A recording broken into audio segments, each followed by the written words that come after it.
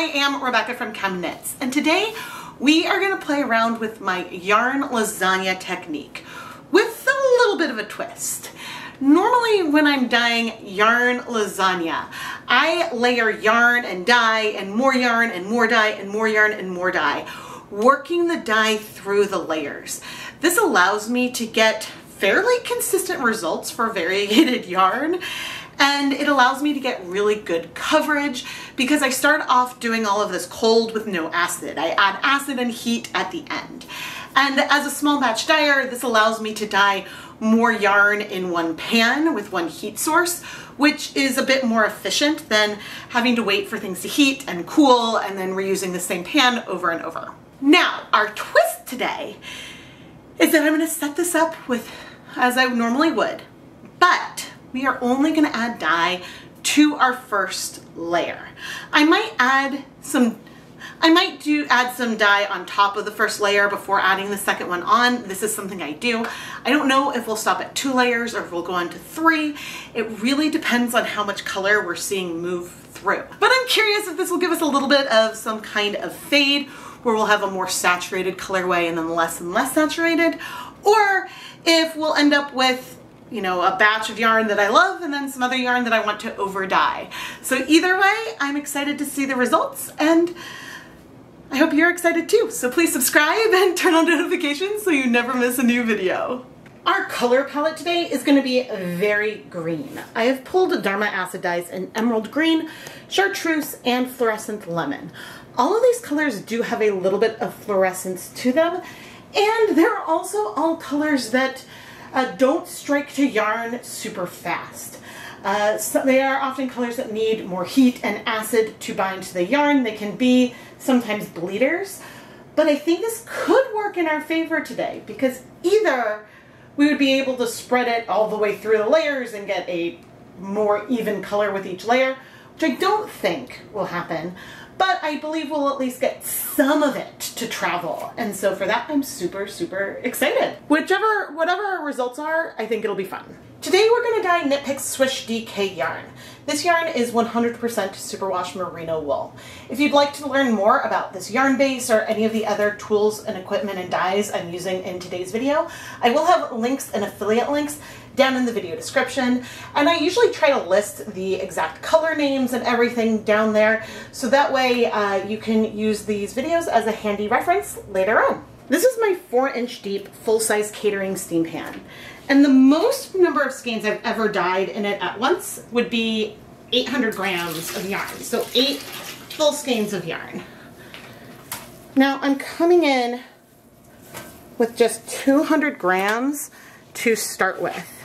And I want to add a little bit more water, but not too much water for this first layer because we might want to flip the yarn and add color to the other side. And if there's too much water, when we move the yarn, things will bleed and move. So I'm just going to add about a cup of water. We'll add more water with each layer. I want there to be enough liquid in here so that way I can squish the dyes through. And probably after I flip this yarn, this is the only layer that would get flipped. Probably after I flip it, then I will add more water so that way I can continue to move the dyes through easily. There's one more thing I need to set up before we get going, and that is a yarn mop. When I'm switching different dye powder containers, I'll take my gloved hands, wipe the dye on here, likely off camera, and then I'll rinse my gloves if there's still dye on it and dry my hands again with a paper towel before using those same gloved hands to go into the next color. This will give us a bonus stunning colorway and leave no dye behind. But now I'm gonna go put on my deluxe rubber respirator mask, safety glasses, and gloves so we can start adding our color. I think I want to start with the lightest color. I like to do this because that way if there's like dye on my fingers or something, we aren't going to regret having the color as much. I don't know. There's less, it makes less of an opportunity for me to stain things. Okay, so I'm like heavier down here, a little lighter moving up. And this is the Fluorescent Lemon. And even though we're going for like a more variegated colorway, I don't mind if we blend the colors in between. Wow, this color is almost looking orange because I used so much. Now, as I mentioned, there's not a lot of water in here yet. I plan to add more, but we're getting reasonable coverage. I can squeeze this, but you can see as I squeeze, we still definitely have yellow in the water, which means that we have the potential to spread things out a lot further. But now I'm going to wipe my hands on the yarn mop and dry off my gloves.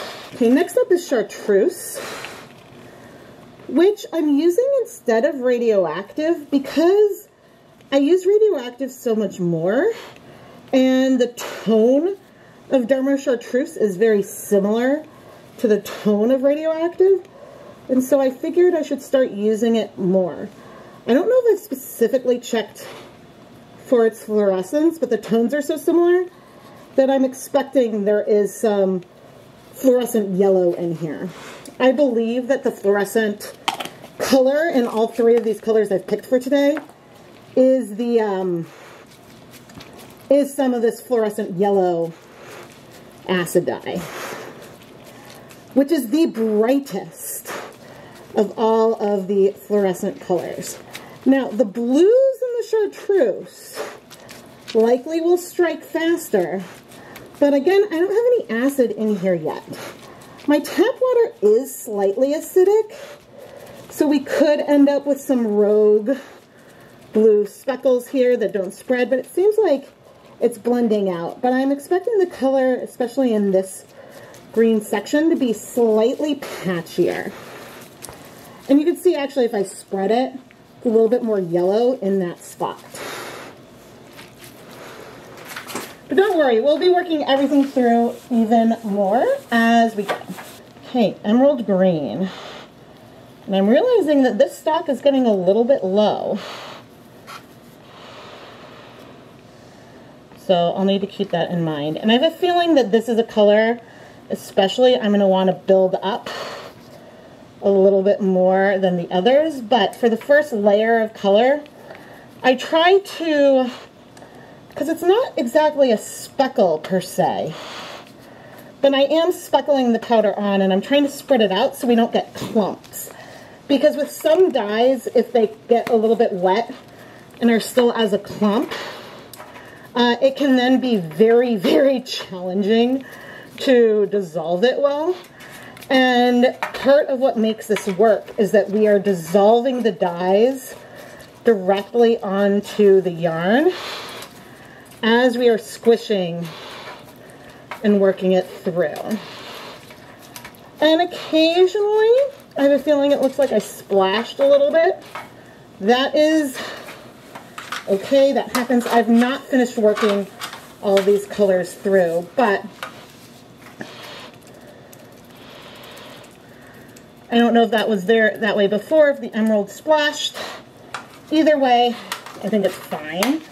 But what I want to do here, and I know I still have a white patch on that emerald green, is I want to flip this yarn. And I know that we don't have very much water in here yet, and so that means that I can flip the yarn without having a river of color that is spreading.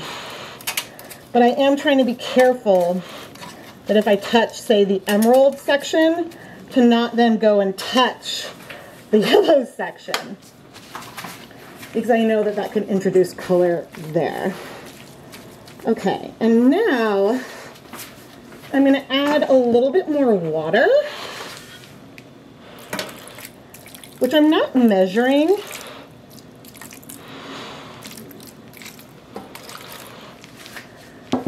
And we'll keep adding more water, but then I'm also going to add some more dye.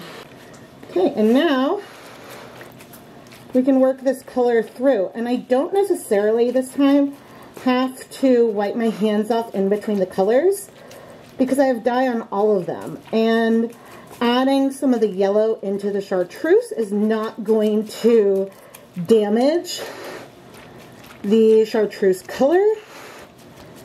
And similarly, adding some of the Chartreuse and yellow to our emerald green should not affect that. But see how much more I'm able to push the dye now? And so this means that if there's some yarn that's underneath other sections here, we're a lot more likely to get coverage and to be able to spread that coverage through. But as we add each layer, we're going to be pressing on things more. And so the odds of us ending up with big white patches in the end, at least on this bottom layer, are fairly slim. And so I really enjoy this technique because it really does allow me to have some amount of precision and softness to the colorway. Although I am regretting standing this way with the green because I'm afraid I will drip or splash it down. But so far so good. Now I'm going to get the 200 grams of yarn that'll be the next layer out of the pre-soak and remove some of that excess water. It's okay if a little bit of water is in it, but I'm going to set this to the side just so that way it'll be ready to go. And I debated this, but I am going to add some dye onto this layer and not work it through before we add that yarn on.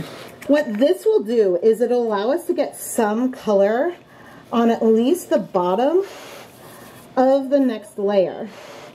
But I guess this is the last dye that I will be adding onto our yarn. Now, I don't think we're going to end up with like an average color throughout the whole thing. I do believe that this yarn right here is going to be the darkest, the most saturated color. But I don't know how much color we're going to have on. There was a yarn lasagna I did where I did a different color on each layer, and I used primary colors or primary-ish colors, and the blues spread through a lot and overtook a lot of the yellows. But I was using more traditional primaries. Not that emerald green is a fluorescent, but I've learned the hard way with the emerald green, like if I try to speckle or do some other kinds of techniques, sometimes things behave differently, and I wasn't always sure why. And I remember there were times when I'd be super confused as to why I was not getting the color to strike as fast as I wanted it to, or anything like that. And it's really, I think, because of the color versus because of my technique, and it's just a color that spreads more. Now our yarn melt isn't necessarily done. I will likely still be adding more color to it because as I work the colors through, I'll still get dye on my gloves. Now, if I was doing this with mini skeins, then things can lay out very straight in the pan, which doesn't happen as well with like a full skein from Knit Picks. And I realize that's why I do want to remove a little bit more liquid. So you'll see I'm sort of scrunching this a little bit as I am laying it out. But I am going to try to adjust where those layers are. And already you can see a little bit of some dye soaking in. But now we're going to go for it, even before we add more water. And we got a lot of yellow in here. Oh, good. Okay, and we're moving into our chartreuse. And the fact that we're getting some color throughout all of this yarn is making me so happy and making me feel like, okay, we can definitely do a third layer eventually. But I do want to at least work things through a little bit. And again, there's no acid in here right now. And I absolutely splashed a little bit here over on the chartreuse, but as we work the colors through, we should be able to work that through. But here, the yarn is super compressed, and we just need to add more water. Now, I mostly want to add water on the lightest colors, because if there's going to be any movement of liquid, I want it to go that way. I don't want it to come back the other way. I mean, I do need to add some liquid down there.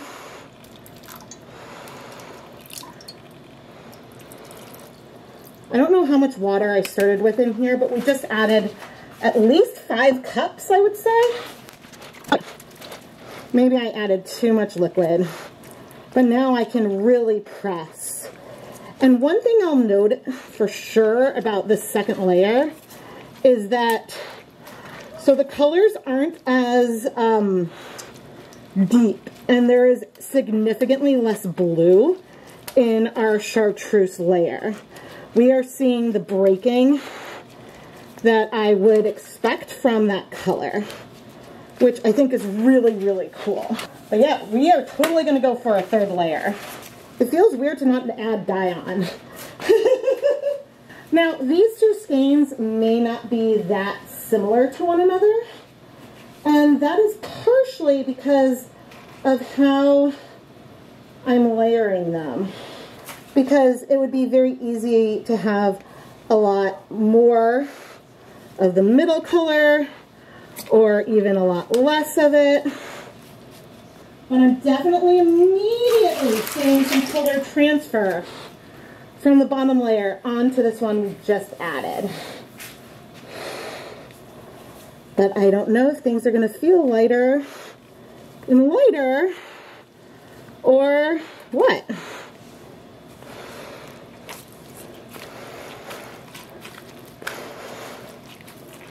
So yeah, I don't know if this third layer feels the same or if it feels any different from the previous two.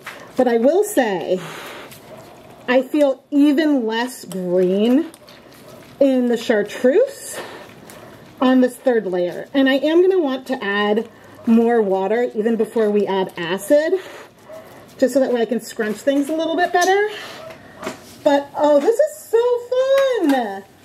I also just realized that since we no longer have dry dye powders, I can remove my respirator mask. I have a little over 3 more cups of water here, which I'm bringing on.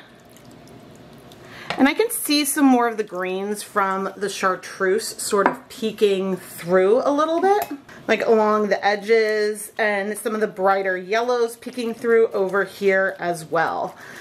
But we know that the Chartreuse is definitely not the same color as, say, as the Fluorescent Lemon, and so this is just very interesting. Now, we are going to get some more Chartreusey hues where the emerald is moving down a little bit onto that yellow, which I'm not mad at. But you can see, and I don't want to lift things too much, we're getting color coverage all over the yarn. I doubt we're going to have many white spots. I'm going to go through this whole pan, I think, one more time, and then I'm going to let it sit for a while before we add acid. And I don't know if letting it sit for a while before adding acid is really necessary. I don't know, because I don't know how much, if anything, the colors will move while things are cold, but certainly it won't hurt. But man, look at how much color is still in there. So I have a feeling it would be okay to wait. It would be okay to not wait. I don't think that there is a right or wrong answer here, but I am going to wait for about 10 minutes just because I can.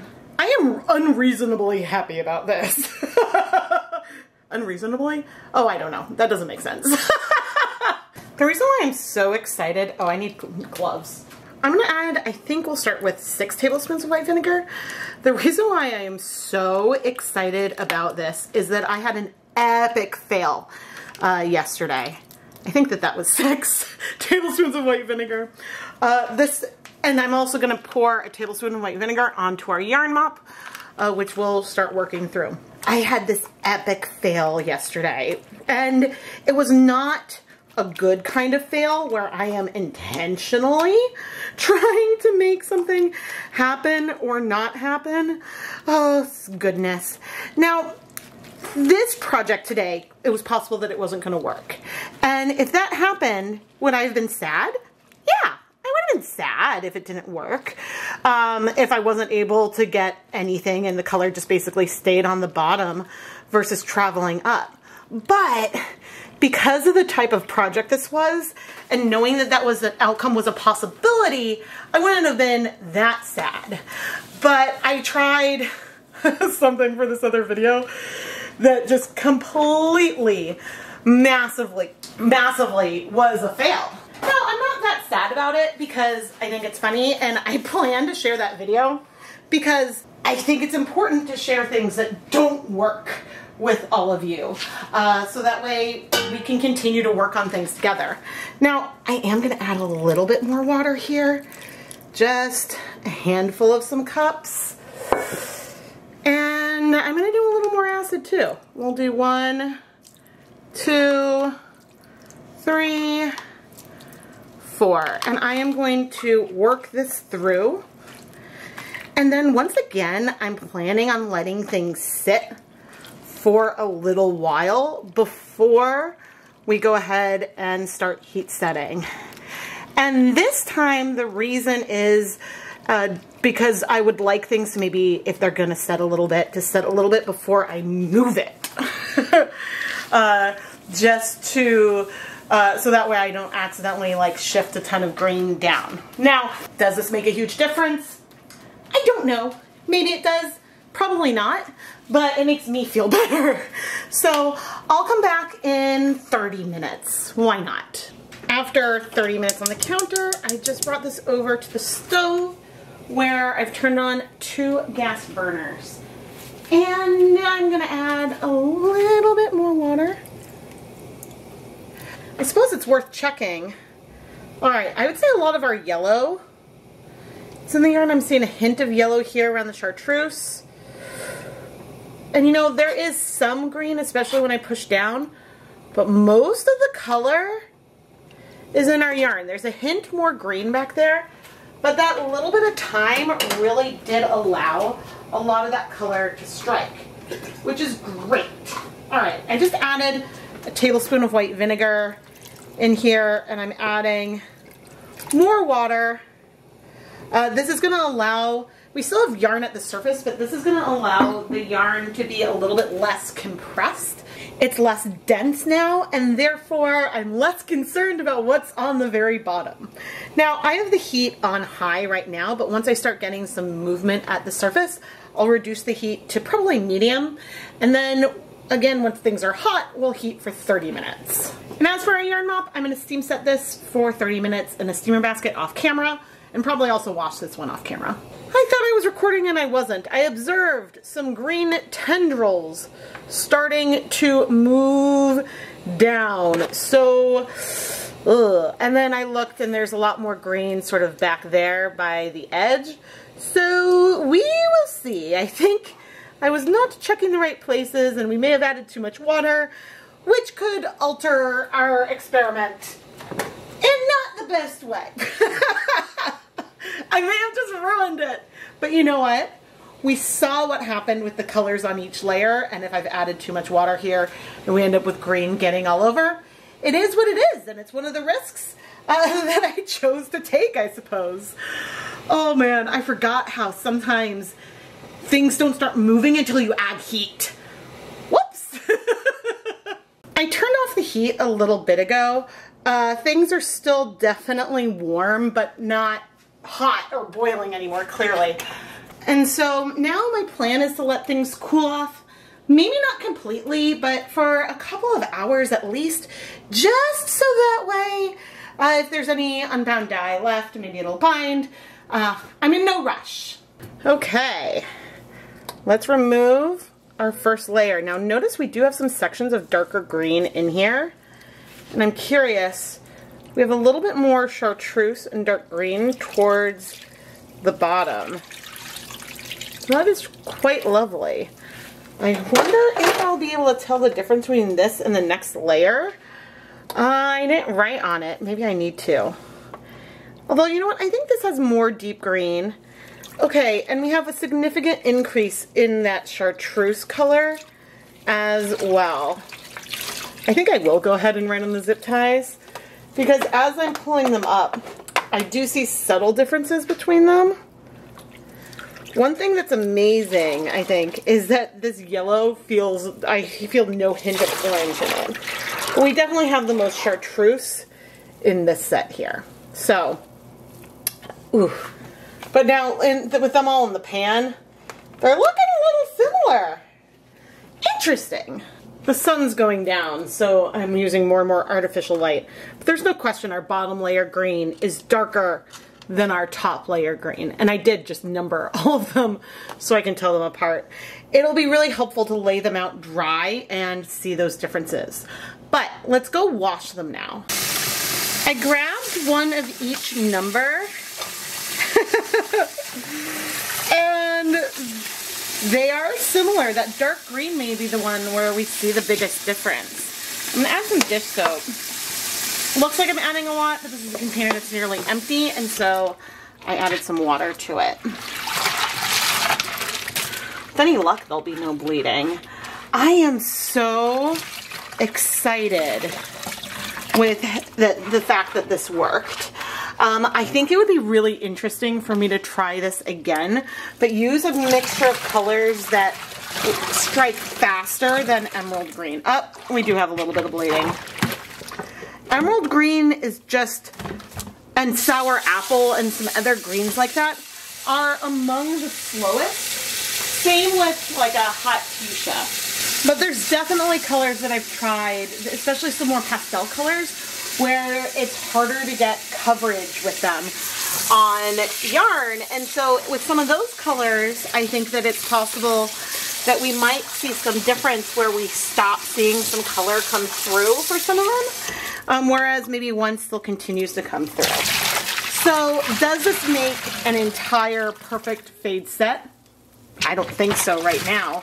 Again, when it's dry, I might be able to see more differences between them, but for now, I would say you could almost call this dye lot A, B, and C of one colorway versus calling them 3 different colors. Which isn't to say that you couldn't get some kind of fade, because when the dark green is lighter, that would give you some differences that would create some kind of fade in a project. But I think the length of the green varies so much that it's hard to say for sure. Okay, but anyway, our water is clear. I'm gonna put this through the spin dryer and wash the rest of the yarn off camera. There's a big difference between our very first layer where we added the dye and the next 2 layers. But the differences between the second layer and the third layer are a lot more subtle. And I think the biggest difference overall is that the green in this chartreuse section goes away pretty quickly. There's a little bit in layer 2, not very much at all in layer 3. In both layers 2 and 3, the green is less saturated, but it seems to be pretty equally present over there. And the yellow is also less saturated as we go up our layers.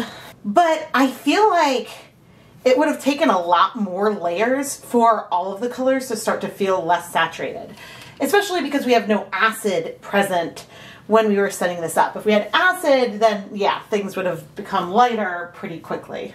Now I am curious if I turn on a black light. Okay, I see some things and this is kind of interesting. The chartreuse is not looking fluorescent, like that's looking almost dark. But if we look up at the greens, that emerald green, there is fluorescence there. I think that we have some fluorescent yellow in that color, but you really need the green to get more pastel to see that fluorescence come through. Now, when it comes to the lightest sections, down here, I don't think it's showing up on camera. There is slightly less of our fluorescence in the second and third layers. It is lighter than the first one over there, but I don't think that that's really coming through on camera very well. But again, one of the things that's most interesting to me here is how almost muddy the Chartreuse layer is looking in between those colors with fluorescence. And this is especially because Chartreuse in Jacquard's line is the fluorescent green. And so since the color of Chartreuse is very similar to Radioactive, which is fluorescent with Dharma, I guess I expected that it would be similar, but I've never checked its fluorescence before. So anyway, I'm a little surprised. I can't decide if the subtle differences between the skeins is more visible or a little less visible with the skeins twisted up. Let's not forget our fabulous yarn moth. We have a really gorgeous spread of color over here, and it's just so pretty. It would coordinate really well with the more repeating colorways from the Lasagna. I am Rebecca from ChemKnits, and we may not have achieved a fade set by not adding additional dye with each layer, but we did demonstrate that you can get a pretty good spread of color when you're applying dye with dry dye powder onto yarn that has no acid in it. So that works well. It's just for the most even color coverage, I recommend adding color with each layer. That'll just kind of help average things out a little bit better. But clearly we got amazing transfer, and I mean, that's pretty awesome. Which isn't to say that you couldn't end up with a fade set. There are colors I've tried to use for Lasagna where they've struck pretty quickly and it's been harder to work those colors through the yarn, but I intentionally picked colors I knew would spread here today. So if you want to see me try this again with other colors, let me know down in the comments below. But please also subscribe and turn on notifications. This is the biggest way you can help support the content here. And of course, you can go over to the ChemKnits Creations Etsy shop and buy some yarn that has been featured in one of my videos, which is a really great way to help support the content as well, because you get some pretty hand-dyed yarn and it makes space for me to dye more yarn. And well, that's a win-win-win. Thank you so much for watching.